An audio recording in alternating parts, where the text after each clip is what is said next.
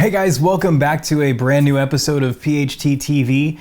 Today, no nonsense, we're gonna dive right into it. Today we have the RF7s versus the RP-8000Fs, and we're gonna be comparing them side by side for you today. Before we get started though, a couple things I wanna notate. We cannot use commercial songs in these videos. Oh, we can. Well, we can if we want to be sued. Well, that, or they want to say, sure, you can use that. Yeah. But something tells me that Pink Floyd's not going to let us use their music without paying them umpteen G in dollars. We get Dire Straits all the time. It's like, well, we listen to that off camera. We have a Knopfler's not going to go for that. We'll put a link in the description. We'll put a link in the description of our playlist that we listen to off camera. We have a separate playlist that we are listening to off camera as well. So it is not just what you guys see and hear that we are actually listening to test these speakers. Our opinions are based off of these songs as well as a bunch of other stuff that we listen to off camera as well. I always use, and it's a default because it's what we've used at Klipsch for so many years.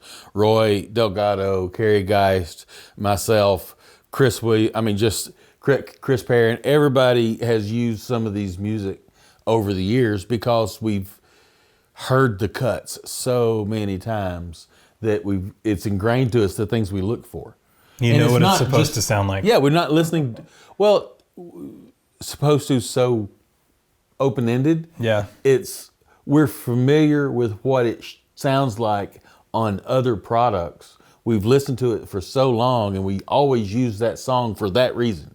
The Whiskey Lullaby from Brad Paisley. And there's a low frequency cut note that is in that cut that you don't notice on most things that you listen to it. But man, when it's dialed in, it's the same big note as Hell Freezes Over from the Eagles when it's live, It's that. Another one we can't use. Another one we can't use. So it's really annoying not to be able to use that stuff on camera, but absolutely we use that. And a lot of it is the same cuts that we've used at Klipsch the 20 years that I've been there. Mm-hmm. And let's face it, these are up and coming artists that have agreed to share their music with us for free. And the recording studio that they work with, they've done the same thing. Here's our music. You're welcome to use that, share it with the world. Mm-hmm. And I think that's a great gift from any artist. So, I can't carry a tune in a bucket, so I've got a lot of respect for those guys that can. And there was one other thing that we wanted to mention as well. This season, we have added the additional microphone. You can see it over my shoulder here. We still feel exactly the same way about this as we did in season 1, and we'll say it over and over again. Don't come to YouTube to listen to speakers. Don't do it. It's going to give you a little bit better of sound quality than in our lapels like we had last season.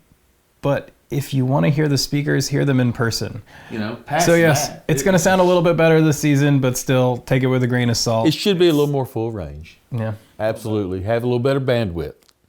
But listen to them in person. Yes, go listen to them in person. There's a place down in Kentucky that you can set up to go visit, and they'll hook you up, man. I don't know where that place is. Somewhere in Paducah, maybe? Yeah. Do they have a home theater there? All right, so that's the only 2 notes I had. Did you have anything else before we get to listening? No. Not necessarily. All right, so we have the RF7IIIs right next to the RP-8000Fs. We've got them running through a NAD T778 surround receiver. So we got those running through the ABX comparator, and we're ready to start listening. Mm-hmm. Where do you want to start? Well, just another thing about the setup, we staggered the speakers. The RF7s are on the outside left. The RP-8000F is to the right, side by side and staggered. That way it's an equal distance between each speaker to us instead of one being inside and one being outside. Okay. That way the sound stage is equal and comparing instead of giving one an advantage, a narrower sound stage than the other. So you want to start heavy? You want to start medium? You want to start country? Let's do that, Trey Johnson. Trey Johnson? All right. This is Trey Johnson, Bring My Baby Home. Words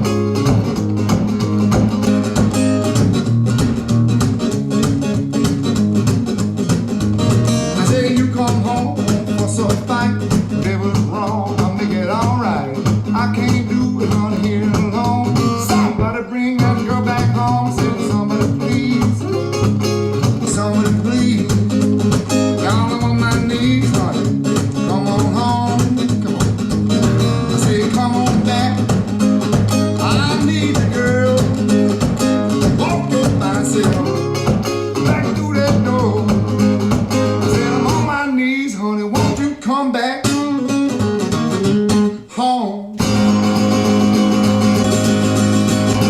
Yeah.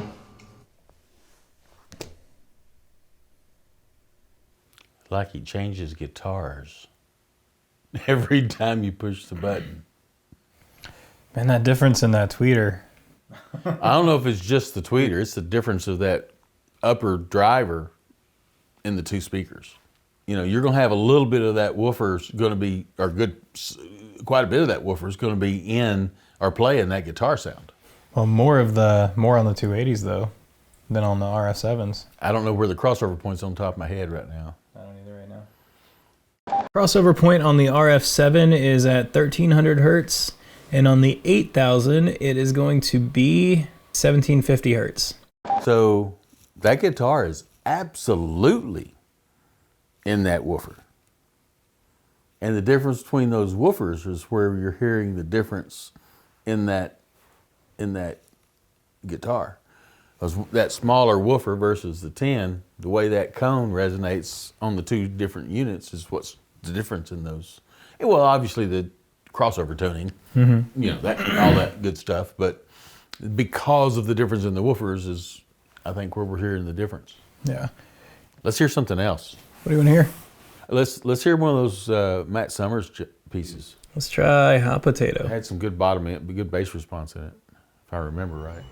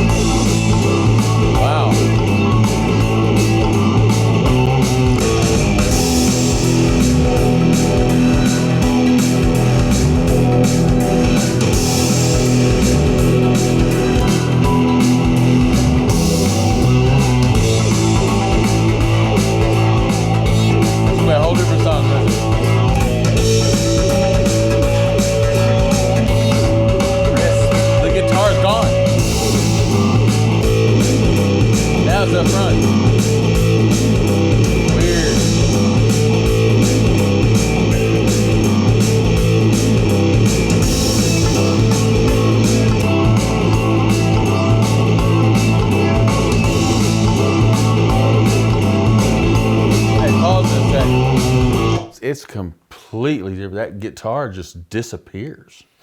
Well, it's the difference in the woofer sizes, the high frequency driver sizes, the high frequency drivers themselves. It's just the curve signature, and that particular note is in the middle of a suck out. That's all there is to that. They are completely different beasts, but there's not anything in between them. So this is the lateral step. It's just it's a leap. It is a pretty big step. It is. The bottom end doesn't, right now, using what we're using at the volumes we're playing, I don't have a problem there. It's coherent both ways, both speakers. You know, I'm comfortable with it. There's enough of it. You know, it's fairly balanced between the two in the amount of bass response from what we've listened to so far. Just the two cuts, but I didn't expect to notice that much of a difference in the cleanliness of it, though. I don't know if it's the cleanliness. It's just... Well, it's a dirty song, I guess. It's a very distortion-based song. Right. Yeah, the tone signature between these two speakers are quite different in that realm. Because the guitar just disappeared on the 8000s versus the 7s.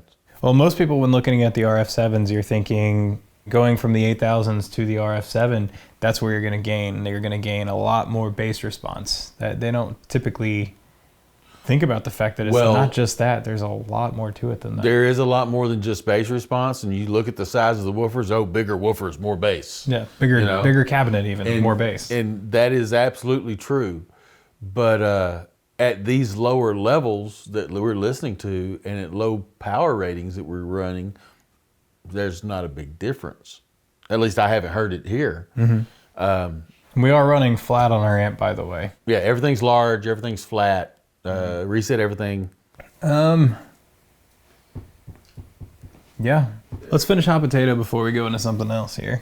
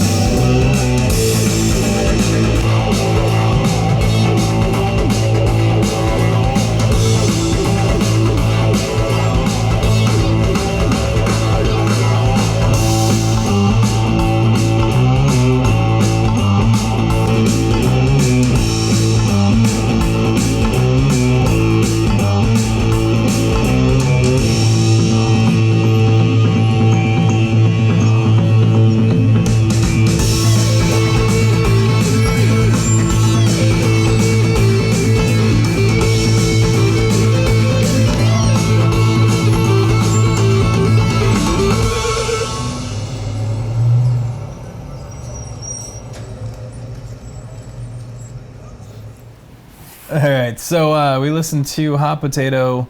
Let's try some metal here. See if we can get a little bit more of that, a different guitar to listen to. All right, so this is Draekon, The Value of All.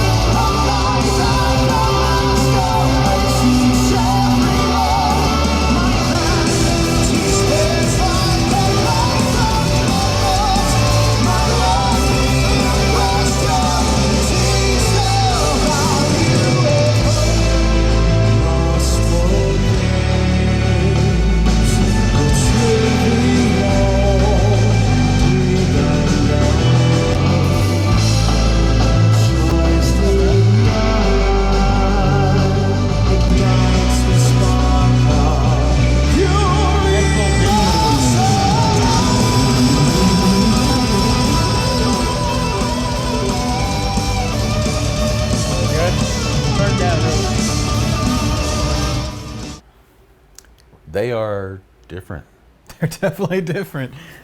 We talk a lot about the voicing and the speakers, and you would think that they'd share a lot more similarities than they do because the materials are technically the same. The driver components are made of the same materials, but it's a completely different beast. That 1-inch compression driver in that unit is a really nice tweeter. It's used in a whole lot of stuff, but it's not.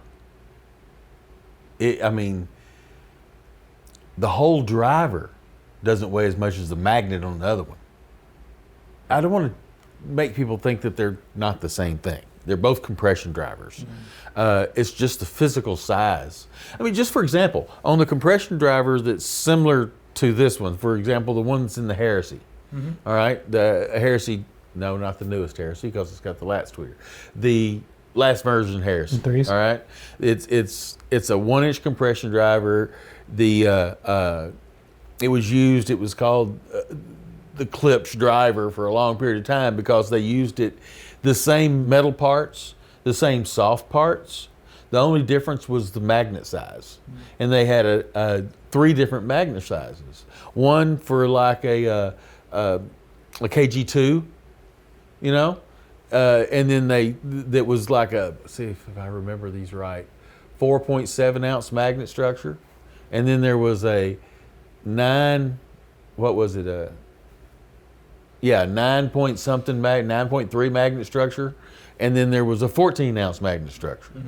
All used in the same diaphragm assembly, same metal parts. They just changed the magnet size. By changing the magnet size, you change what that driver is capable of doing because now you've added horsepower. It's BL, a lot of amount of Gauss available to move opposite the electromagnet in the voice coil, which gives you the capability to move those things apart further and more violently. Because of that driver's capable of doing the same thing, and it's very similar to what's in this speaker now in size-wise. But my point being is those things aren't, just because it's a 1-inch driver doesn't make it less effective. It works very well and has been used in multitudes of speakers over the years. And it probably got its life started in the pro world somewhere and morphed into a home speaker somewhere. Because that's what happens a lot of times with all kinds of things. Not trying to reinvent the wheel. You gotta, if you already have a good product, might as well put it right. I mean, the cage. See, what is it? The KI 362 SMA Mark II. All right. It has virtually the same parts in it as on the HF and mid-range as the Forte 3. It's basically a 52, 53 mid-range driver with that 1-inch compression driver on the top end.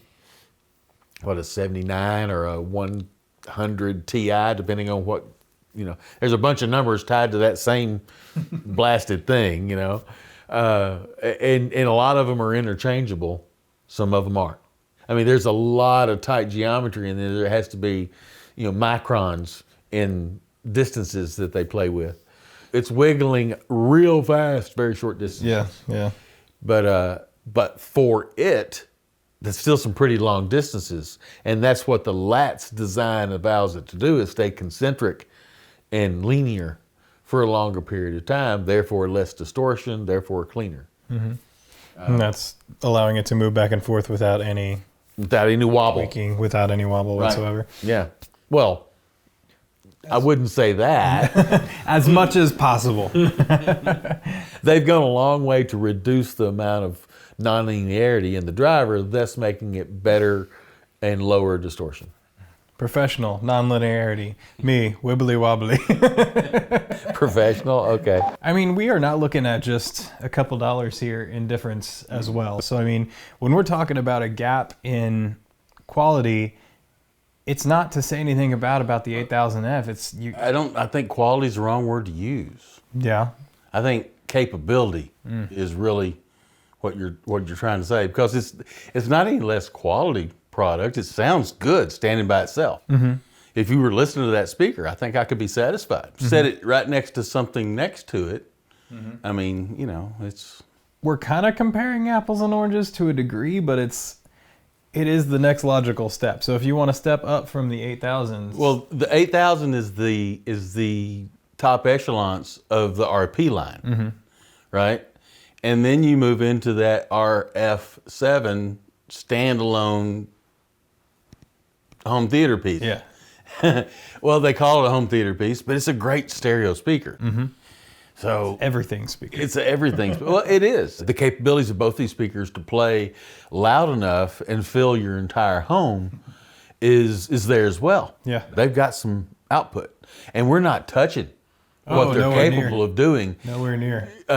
Even with the full output of this amp, we can't touch the full output of either one of these speakers. Even with the 100, I think it's 140 watts a 140 channel. watts per channel, yeah. It's a lot of power.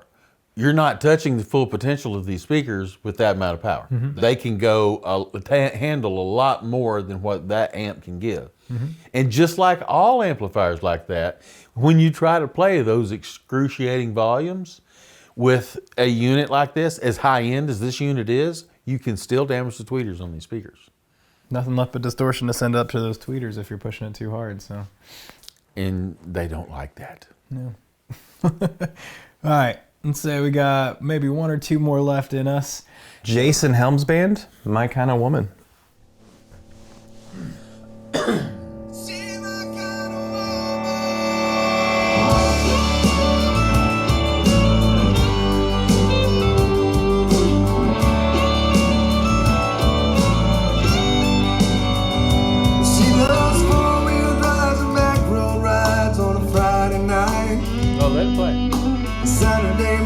Cartoons with the kids.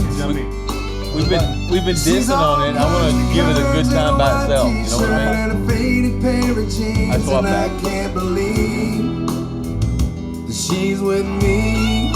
She's my kind of woman. She works all day long, still comes home with a big old smile. Even though she knows her work is never done. And she's from the stage to watch me play in some old honky tonk, singing along with every song. She's my kind of woman, a real woman, a mother and a lover and my best friend. A woman's a woman.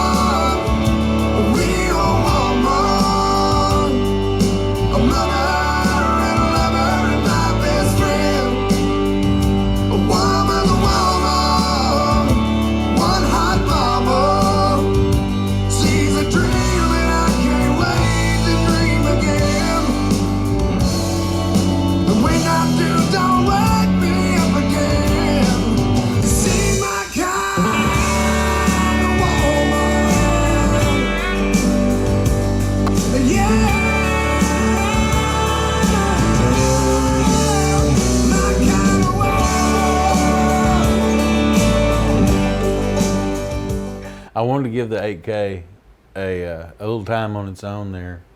So that's why I slowed down that time. I wanted to get some time in it and listen to it because I know that song so well. I've heard him play it acoustic. I've heard him play it on a full PA system.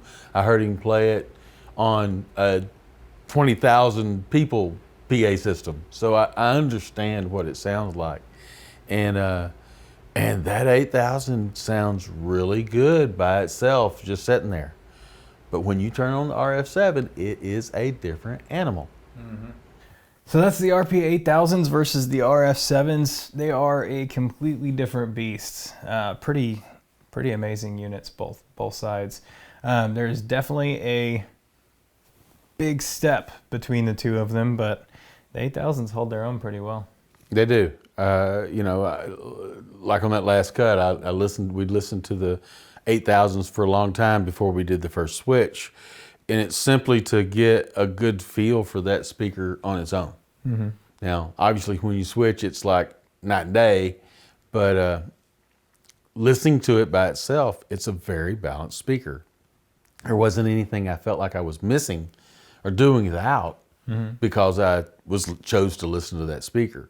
Now, I realized that there was something else available in output and bandwidth, in soundstage when we flipped to the RF7, but they don't leave you wanting. If you want all the lights, buttons, and bells on most things, you have to pay a little more to get the lights, buttons, and bells. Yeah. And it's kind of the same way here. So, not ashamed to say that the 8000F is a very solid speaker, well balanced. The guys did a good job. But no, they're both amazing units. I would be happy with either of them in my home. Now, where are we going to go from here, though? So I said the RF7s, when I took them out of the box, I said, we are not going to be done with the RF7s anytime soon. Oh, Lord, we have a full list of things we can do with the RF7. A ton of requests. We could start or end with history. Yeah. We can do comparison with 1, 2, and 3. Yeah. And I'm pretty sure I can get a solid pair of 1s. He has 2, so I have we 2s. can get 2s. We have access to 2s. Will she let you borrow them? CYA, my friend, CYA. And then we've got these. So we should be able to do that. And then we've got to go to the other Hope Built products, right? Yeah. The Fortes, We've had so many Cornwall. requests for that. Yeah, RF7s versus Fortes, RF7s versus Cornwalls.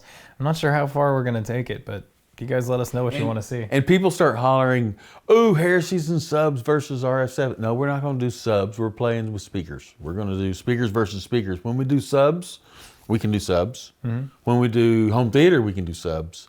But in 2-channel like this, I think the only fair way to do this is to eliminate the subwoofer from the content and keep it just 2-channel. I listen to 2.1.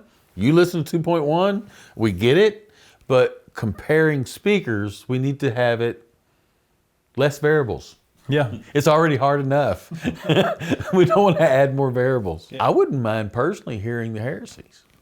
I wouldn't mind having heresies on stands next to the RF7s, just to listen to what I know they're not going to have the bottom end, but just to get an idea of what that sonic difference between them are. And I think the reason that we see a lot of requests for Fortes versus RF7s is because that's right in that same price point, that same price tier there. Because if you have this much money to spend and these speakers cost exactly that much money, which route are you going to go? So yeah, I'd like to get all those in there. I'd like to see a lot of those side by side. I think that's about all we have for you guys on the RF7s. Winner? I don't think there's a winner. I think they're both winners. Yeah. Well, if you're weighing strictly speaker versus speaker, any one of us is going to grab the RF7. If you're weighing speaker plus price factor versus speaker plus price factor, then that's gonna be a whole new determining factor there. And for bang for your buck, the 8K does a very good job. So figure out your budget, listen to them in person, tell us what you think. Here we go. If you like the ideas of what we got coming, that's good. Let us know what else you want to see coming. Tell us what you want to see. If you are enjoying all of the content we are creating, please click the subscribe button so you don't miss a beat when anything comes out. But other than that, that's all we have for you today, guys. Yeah. I'm Jason. I'm Trey. We'll see you guys next week for another episode of PHT TV.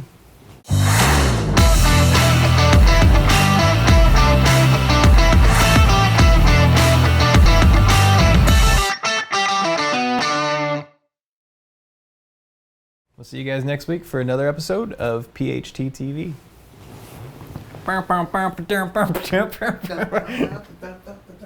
Hey, it's still recording. That's good.